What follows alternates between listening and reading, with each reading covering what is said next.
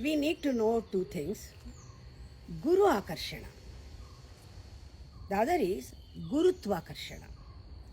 Guru Akarshana is towards your center, towards your truth. Guru Akarshana is a grace, a law of grace. Gurutva Akarshana is a law of gravitation. One is Guru, one is gravitation. One is grace and one is gravitation. Law of gravitation, law of grace. One energy moves, the law says one energy moves downwards, downward flow.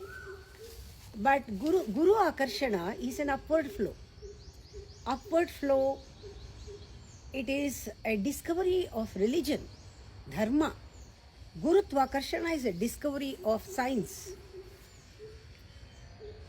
See, ordinarily, we are born and we live under the law of gravitation.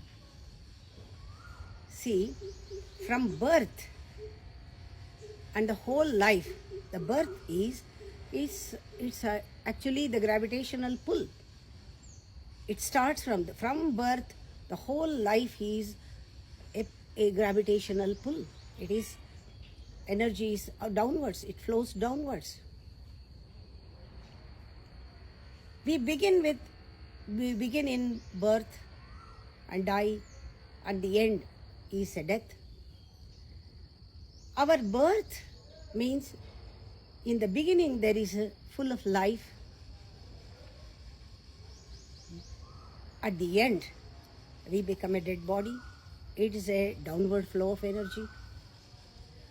Unless in the period between the birth and death, unless you go in, you will not find the depth and the height, the higher levels of consciousness and the deeper level of consciousness. You don't get that experience if you don't meditate. When you go in only in the deeper and the higher level, the grace works. The second law, the grace of Guru, the law of grace works only when you move inwards. If you identify only your body, only the gravitational law works, law of gravitation, because body is part of the earth. It is gross, very earthy. Only when you move into inner dimensions, that is what meditation is all about. When you go in, you will become aware of something which is not a part of the body, which is something beyond the body, which is something above, which is something subtler, which is something moving up, only when you go deeper levels. Body is a temple, fine, it is not a deity. Once you become aware of the deity which resides in this beautiful temple body, then the second law functions. The law of grace functions. When the law of grace functions means your energy, life energy becomes abundant. Life energy, when it moves towards heaven, towards the Akasha Tattva, towards Vishuddhi Chakra, towards Sahasrara in the man, when it goes up, the energy becomes infinite, abundant, fresh, rich, and it is perfect.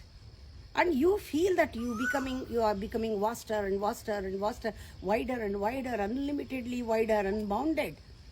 You feel that vastness. Always I tell people, meditate. Don't become just, I don't teach moral here, only moral, to be good, to be virtuous. You become pretentious. When you meditate, when you go deeper and deeper in meditation, you will be awarded with bliss. And when you go deeper and deeper, at the innermost core, there the lotus of consciousness is fully open and full of, it's filled with juice of immortality. That is what the Kabir said. Chit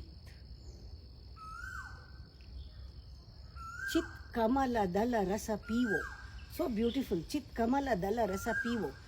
That is the gift, that is the blissful experience when you go in.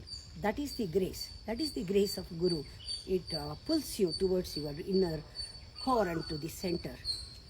But only living in the body between birth and death it's a gravitational pull. From the birth till death, the force is towards earth, only earthy cross.